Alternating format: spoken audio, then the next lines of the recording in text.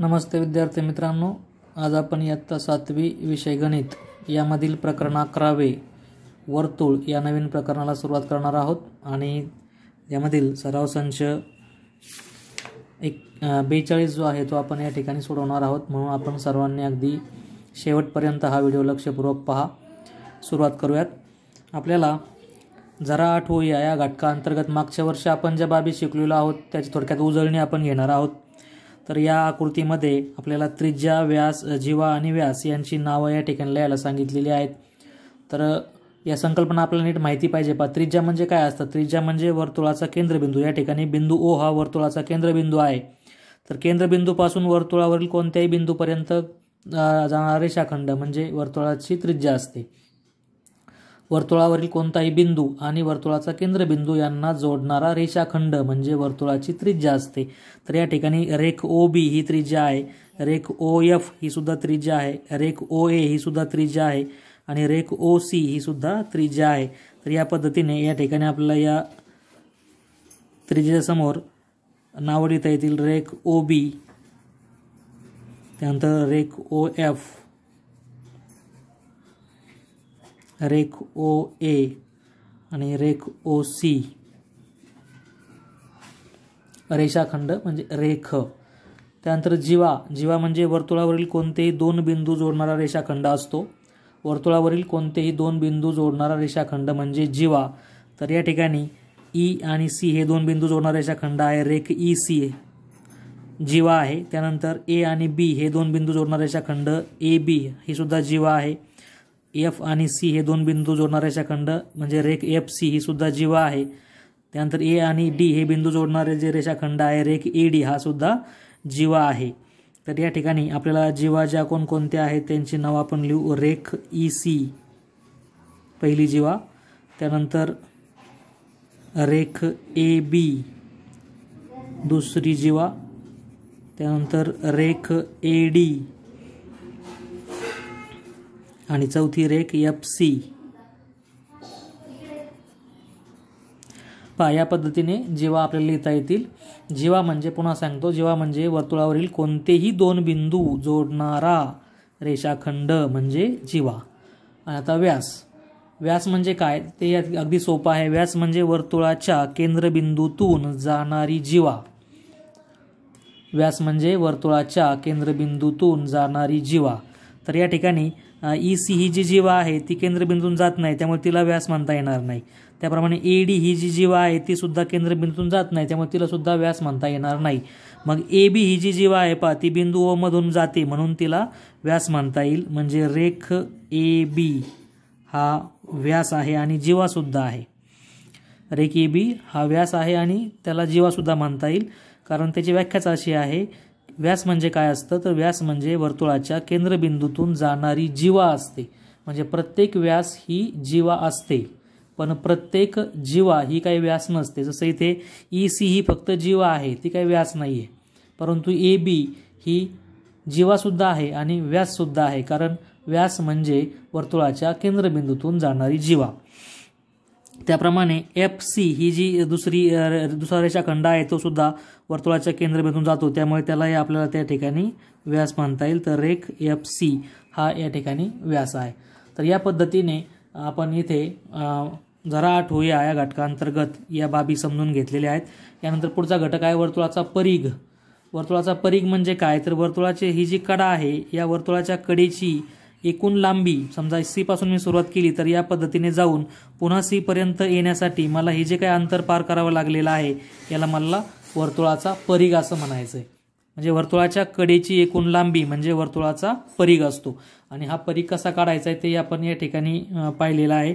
दोऱ्याच्या सहाय्याने आपण समजा ही बरणी आहे, बरणीच्या भोवती दोरा गुंडाळून त्या ठिकाणी खून करायची। दोरा ज्या ठिकाणी एकत्र येईल त्या ठिकाणी खून करायची, दोरा सरळ करायचा आणि पट्टीवर आपण त्या ठिकाणी त्या दोन खुणेमधलं अंतर जर मोजलं तर तो या बरणीचा काय असेल? परिघ असेल। तर अशा पद्धतीने परिघ आपण त्या ठिकाणी मोजू शकतो। तर इथे आपल्याला एक टेबल दिलेला आहे, याच्यामध्ये आपल्याला परिघ आणि व्यास यांचं गुणोत्तर त्या ठिकाणी त्यांनी काढून दाखवलेलं आहे। या बांगडीचा परिघ आहे 19 सेंटीमीटर आणि त्याचा व्यास आहे 6 सेंटीमीटर। या दोघांचा भागाकार जर केला त्याचं उत्तर 3.16 असं येतंय। तर हे उत्तर कोणत्याही वर्तुळाकार गोष्टीचं उत्तर आपण जर काढलं, गुणोत्तर जर काढलं, म्हणजे परिघ आणि व्यास यांचा संबंध असा आहे, परिघ आणि व्यास यांचा त्या ठिकाणी जर गुणोत्तर काढला आपण तर ते नेहमी 3 पटीच्या थोडंसं पुढं येतं, म्हणजे 3.14, 3.15, 3.16 अशा पद्धतीने त्याचं उत्तर स्थिर येतं पहा. म्हणजे कोणत्याही वर्तुळाकार वस्तूच्या परिघाला त्याच्या व्यासाने भाग दिल्यास त्याचं उत्तर साधारणपणे एवढंच येतं, 3.16 किंवा 3.14, 3.15 या पद्धतीचं उत्तर त्या ठिकाणी येतं. आणि हे हा जो संबंध आहे या संबंधालाच त्यांनी त्या ठिकाणी नवीन परिभाषा दिलेली आहे, त्याला पाय असं म्हणतात. पाय, त्यासाठी या पद्धतीचं चिन्ह जे आहे ते वापरलं जातं आणि याचं वाचन पाय असं केलं जातं. तर हा जो पाय हा नवीन संकल्पना जी आहे ते आपल्याला इथे समजून घ्यायची, कारण याचा वापर आपल्याला वर्तुळाचा परिघ काढण्यासाठी करायचा आहे. त्यामुळे पाय म्हणजे काय, तर पाय म्हणजे परिघ भागिले व्यास. लक्षात घ्या परत, पाय म्हणजे काय, तर पाय म्हणजे परिघ भागिले व्यास. परिघ आणि व्यास यांचं जे काही गुणोत्तर आहे त्याला त्या ठिकाणी आपल्याला पाय असं म्हणायचं आहे. तर या पद्धतीने इथे पहा त्याने सांगितलेलं आहे की ही जी काही पाय असेल, पाय हा जो काही स्थिरांक समजला जातो, त्या पायची किंमत ही 22/7 किंवा 3.14, 22/7 किंवा 3.14 एवढी किंमत आपल्याला या पायची घ्यायची आहे. हे जे काही चिन्ह आहे पहा, याला पाय असं म्हटलेलं आहे. या चिन्हाला त्या ठिकाणी पाय असं म्हणायचं आहे आणि त्याची किंमत 22/7 किंवा 3.14 एवढी आपल्याला वापरायची आहे. पाय जो आहे त्याला परिघ भागिले व्यास याला बरोबर पाय असं म्हटलेलं आहे. आणि यावरनं आपल्याला काही सूत्र जी आहे ती बनवलेली आहे ती या ठिकाणी आपण समजून घेणार आहोत. पुस्तकातही आहेत, परंतु पुन्हा एकदा इथे लक्षपूर्वक आपण ती समजून घेऊन आपल्या वहीमध्ये ती नोंदवून घ्यायची आहेत, लिहून घ्यायची आहेत, म्हणजे आपल्याला अभ्यास करण्याचा उपयोग होणार आहे. ही सर्व सूत्रे आपण आपल्या वहीमध्ये लिहिणं अत्यंत गरजेचं आहे. त्रिज्येला आपण आर म्हणायचंय, व्यासाला आपण डी म्हणायचंय, परिघाला आपण सी म्हणायचंय आणि परिघ भागिले व्यास याच्या गुणोत्तराला आपण पाय असं म्हणायचंय. तर या 4 ज्या अक्षर आहेत ती नीट लक्षात घ्या, आर, डी, सी आणि पाय. आर म्हणजे त्रिज्या असेल, डी म्हणजे व्यास असेल आणि सी म्हणजे परिघ असेल आणि पाय म्हणजे परिघ छेद व्यास यांचं गुणोत्तर असेल. तर या पद्धतीने आर म्हणजे त्रिज्या बरोबर डी भागिले 2. जर आपल्याला त्रिज्या काढायची असेल तर व्यासाला 2 ने भाग द्या, डी छेद 2 म्हणजेच डी भागिले 2. तर या ठिकाणी डी काढायचा असेल तर 2r म्हणजे आरला 2 ने गुणा, म्हणजे त्रिज्या जी असेल त्याच्या दुप्पट व्यास असतो आणि त्रिज्या जी आहे ती त्या ठिकाणी व्यासाच्या निम्मी असते आणि व्यास जो आहे तो त्रिज्येच्या दुप्पट असतो. याप्रमाणे हे 2 सूत्र आपल्याला मागच्या वर्षी झालेले आहेत. आर बरोबर डी भागिले 2 आणि डी बरोबर 2r. आता या ठिकाणी हे जे पाय आहे याचं हे सूत्र जे आहे हे काय आपल्याला कुठे वापरायचं नाही, परंतु हा स्थिरांक जो आहे हा मात्र आपल्याला वापरायचा आहे पाय. आणि म्हणून हे सी छेद डी बरोबर पाय हे आपण लक्षात ठेवणार आहोत. याचं रूपांतर आपण केलं तर सी बरोबर पाय गुणिले डी किंवा पाय डी हे एक सूत्र आपल्याला मिळतंय. म्हणजे परिघ बरोबर पाय गुणिले डी हे सूत्र आपण वापरू शकतो परिघ काढण्यासाठी. सूत्र नंबर 2 असं आहे पहा, परिघ काढण्यासाठी सी बरोबर 2 पाय आर. सी बरोबर 2 पाय आर म्हणजे परिघ बरोबर 2 पाय आर. यामध्ये 2 गुणिले पाय म्हणजे 22/7 आणि आर म्हणजे त्रिज्या. त्यानंतर आपल्याला जर डी काढायचा असेल म्हणजे व्यास काढायचा असेल तर सी भागिले पाय म्हणजे परिघाला पायने आपण भाग दिला तर आपल्याला त्या वर्तुळाचा व्यास मिळू शकतो. जर आर काढायचा असेल तर सी भागिले 2 गुणिले पाय, दिलेल्या परिघाला 2 गुणिले पायने आपण जर भाग दिला तर आपल्याला त्या वर्तुळाचं त्रिज्या त्या ठिकाणी मिळू शकतो. त्यानंतर चाकाचे फेरे जर आपल्याला काढायचे असतील, कारण वर्तुळाकार चाक असतं आणि ते चाक किती फेऱ्यामध्ये किती अंतर जाईल अशा प्रकारचे प्रश्न आपल्याला विचारले जातात. त्यासाठी चाकाचे फेरे बरोबर अंतर भागिले परिघ हे सूत्र आपण लक्षात ठेवायचं आहे. एकूण अंतर जे असेल त्याला परिघाने भाग दिला की आपल्याला चाकांच्या फेऱ्यांची संख्या मिळते. चाकाचे फेरे बरोबर अंतर भागिले परिघ. यानंतर पुढचा घटक आहे आपला की विशाल कंसाचे माप. हे एक सूत्र आहे, विशाल कंसाचे माप बरोबर 360 अंश वजा संगत लघु कंसाचे माप. तर हे कंस म्हणजे काय तर तो भाग आपल्याला समजल्यानंतर आपण हे सूत्र नीट वापरू शकतो. लघु कंसाचे माप बरोबर 360 अंश वजा संगत विशाल कंसाचे माप. याप्रमाणे हे एक सूत्र आहे. पाय हा स्थिरांक असून त्याचे वाचन पाय असे करतात. पायची किंमत 22/7 किंवा 3.14 गृहीत धरतात. तर या पेजवर हे जे काही मी तुम्हाला महत्त्वाचे मुद्दे नोट्स स्वरूपात जे लिहिलेलं आहे हे अतिशय महत्त्वाचे सर्व मुद्दे आहेत. तर हे आपण आपल्या वहीमध्ये छान अक्षरामध्ये लिहून घ्यायचं आहे. आपण व्हिडिओ पॉज करून हे लिहून घेऊ शकता या पद्धतीने महत्त्वाची सूत्रे म्हणून. ओके, यानंतर आता आपण सराव संच 42 जो आहे तो सोडवणार आहोत. सराव संच 42 मध्ये आपला प्रश्न पहिला जो आहे त्यामध्ये एक टेबल दिलेला आहे आणि त्या टेबलमध्ये त्रिज्या, व्यास आणि परिघ यापैकी आपल्याला एक बाब दिलेली आहे आणि दुसऱ्या 2 बाबी आपल्याला शोधायच्या आहेत. तर हे कसं करायचं आहे ते आपण इथे समजून घेणार आहोत. आता आपण जी सूत्र पाहिलेली आहेत त्या सूत्रांचा वापर करून आपल्याला हा टेबल पूर्ण करायचा आहे. तर तो टेबल जो आहे तो पूर्ण करताना त्या ठिकाणी आपण त्याची जी काही उदाहरणं आहेत ती व्यवस्थित पद्धतीने समजून घेऊ. तर त्यातला प्रश्न पहिला जो आहे त्यामध्ये की 7 सेंटीमीटर ही त्रिज्या दिलेली असताना व्यास किती असेल आणि परिघ किती असेल, तर हे आपण सोडवणार आहोत. या ठिकाणी त्रिज्या बरोबर 7 सेंटीमीटर, व्यास माहिती नाही आणि परिघ पण माहीत नाही. तर त्रिज्या r 7 सेंटीमीटर म्हणून व्यास d बरोबर 2 गुणिले r. व्यास त्रिज्येच्या दुप्पट असतो म्हणून 2 गुणिले 7 बरोबर 14 सेंटीमीटर आणि परिघ c बरोबर 2 पाय r. तर 2 गुणिले पायची किंमत 22/7 गुणिले r ची किंमत 7. तर हे 2 अंशामध्ये आहेत हे 2 अंशामध्ये आहेत, त्याला 2/1 म्हणू शकता तुम्ही. आणि हे 7 पण अंशामध्ये आहेत, 7/1. तर 7ने हे अंशातले आणि हे छेदातले 7 यांचा लोप होईल म्हणजे या ठिकाणी 2 गुणिले 22 फक्त अंशामध्ये उरतील आणि छेदामध्ये 1 उरल्यावर तो लिहायचा नसतो म्हणजे 22 दुने 44 सेंटीमीटर एवढं त्या ठिकाणी त्याचा परिघ येणार आहे. म्हणजे आपली जी 2 उत्तर आहेत या ठिकाणी आपल्याला विचारलेली, पहिलं उत्तर 14 सेंटीमीटर हा व्यास असेल आणि 44 सेंटीमीटर हा त्याचा परिघ असेल. तर आपण याप्रमाणे ते सोडवायचं आहे. खाली वहीमध्ये आपण या पद्धतीने हा टेबल आखल्यानंतर आपण त्याच्या खाली ही जी उदाहरणं आहेत ती सोडवायची आहे. तर व्यास इथे आलेला आहे तुमचा 14 सेंटीमीटर आणि परिघ जो आहे तो आलेला आहे 44 सेंटीमीटर. या रीतीने हे उदाहरण सोडून मग टेबल भरायचं आहे. फक्त टेबलमध्ये अंक भरून आपण प्रश्नांची उत्तरं लिहायची नाही आहेत. त्यानंतर प्रश्न दुसरा जो आहे त्यामध्ये आपल्याला r माहिती नाही आहे, d माहिती आहे 28 सेंटीमीटर आणि c म्हणजे परिघ पण माहिती नाही आहे. तर या ठिकाणी आपण आधी r काढणार आहोत. r त्रिज्या बरोबर d भागिले 2 म्हणजे 28 भागिले 2. 28ला आपण जर 2ने भाग दिला तर 2 1 2 आणि 2 चौक 8 म्हणजे 14 सेंटीमीटर एवढी त्रिज्या त्या ठिकाणी येणार आहे. आणि यावरनं परिघ जो आहे तो आपल्याला काढता येईल. परिघाचे 2 सूत्र आहेत, 2 पाय r हे पण सूत्र वापरता येतं आणि परिघ c बरोबर पाय d हे पण सूत्र वापरता येतं. तर या ठिकाणी पाय d हे सूत्र आपण जर वापरलं तर पाय म्हणजे 22/7 आणि d ची किंमत जी आहे दिलेलीच आहे 28 सेंटीमीटर म्हणजे 28/1 असेल.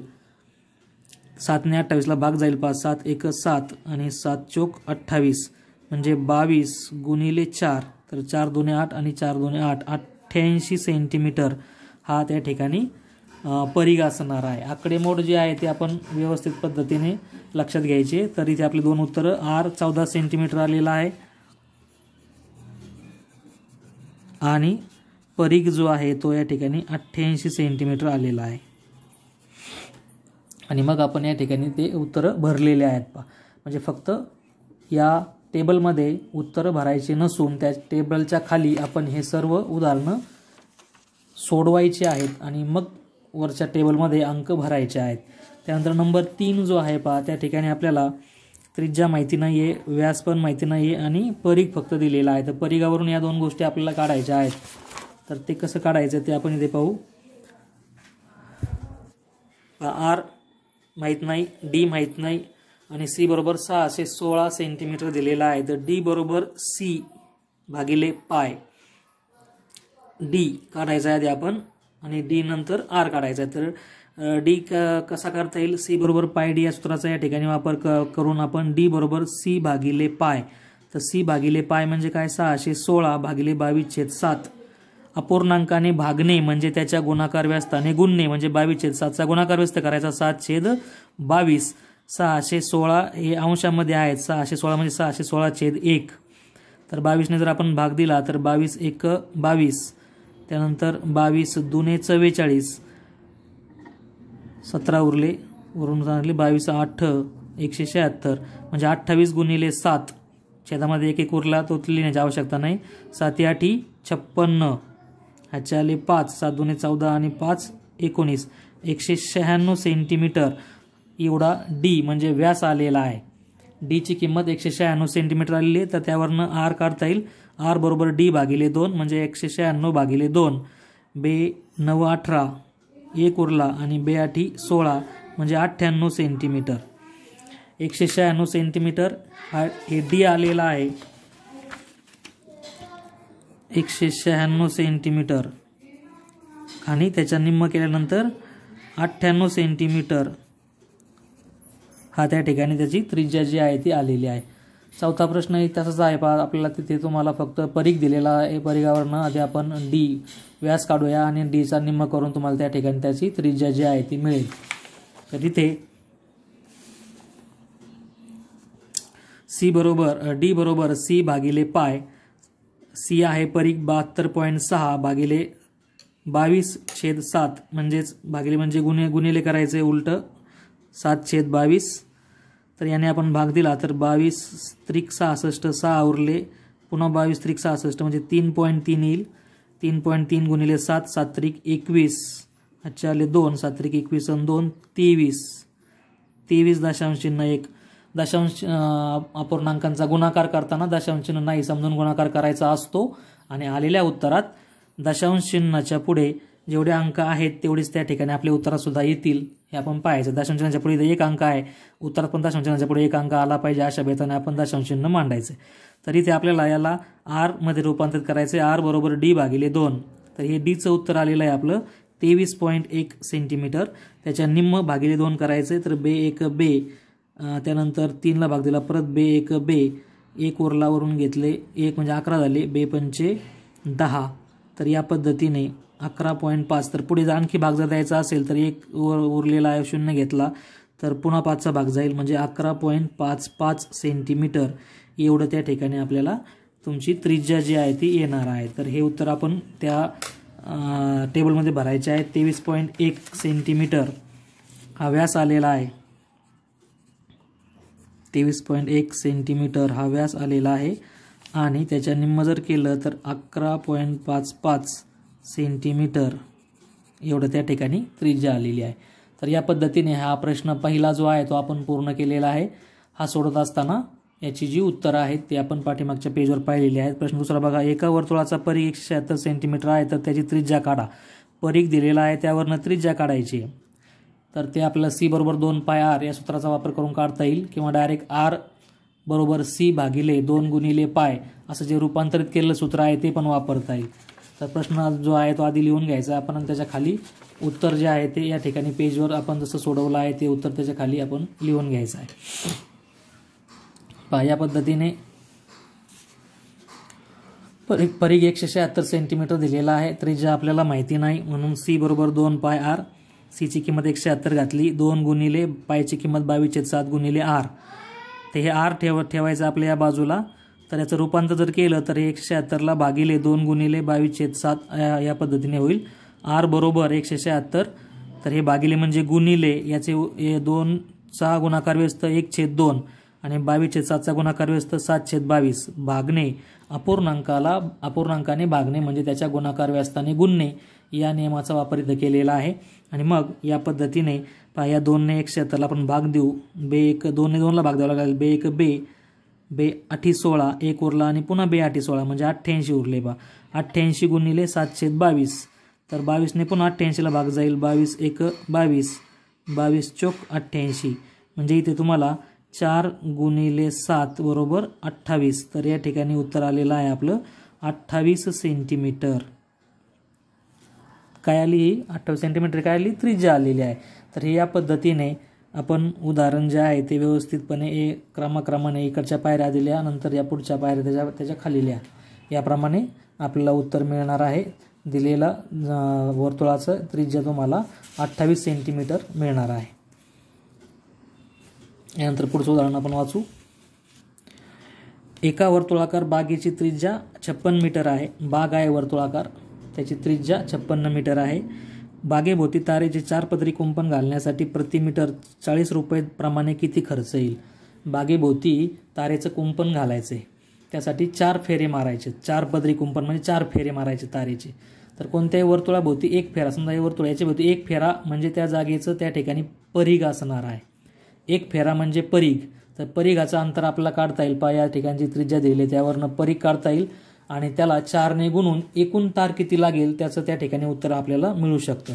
तर हे उदाहरण कसं सोडवायचं ते आपण पाहू. बागेची त्रिज्या दिलेली आहे तुम्हाला. बागेची त्रिज्या R बरोबर 56 मीटर. त्यानंतर प्रति मीटर खर्च दिलेला आहे 40 रुपये. तर परीघ म्हणजे एक फेरा, हे नीट लक्षात घ्या. कोणत्याही वर्तुळाकार जागेभोवती जेव्हा तुम्ही एक फेरी पूर्ण मारता तेव्हा तुम्ही त्या जागेच्या परिघा इतकं अंतर पूर्ण करता, म्हणून एक फेरा म्हणजे परीघ. म्हणून बागेचा परीघ काढू. C बरोबर 2 पाय R, यामध्ये किंमत घालू. 2 गुणिले 22/7 गुणिले 56. R ची किंमत 56 आहे. 56 म्हणजे 56/1 आहे. तर 7ने आपण जर भाग दिला तर 7 × 7 आणि 7 × 8 = 56.